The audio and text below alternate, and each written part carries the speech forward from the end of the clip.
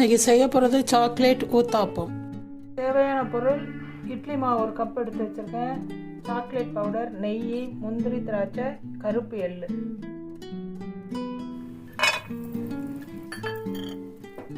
முந்திரி திராட்சை வறுத்து எடுத்துக்கலாம். தோசை ஊற்றிக்கலாம்.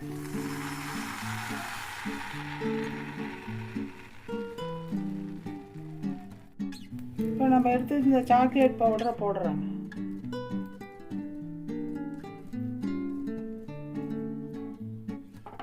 வறுத்து வச்ச எல்லையும் அதில் போடுறாங்க. நம்ம வறுத்து வச்சுருந்த நட்ஸு, திராட்சையெல்லாம் அதில் போட்டுக்கலாம். கொஞ்சம் நெய் ஊற்றிக்கலாம். இப்போ மூடி போட்டுக்கலாம். கொஞ்ச நாள் வேகட்டும். இப்போ ஊத்தாப்பம் ரெடி ஆகிடுச்சுங்க, நம்ம எடுத்துக்கலாம். இதோ பாருங்கள், ரெடி. உங்கள் வீட்லேயும் செய்து பார்த்துட்டு எப்படி இருந்ததுன்னு சொல்லுங்கள்.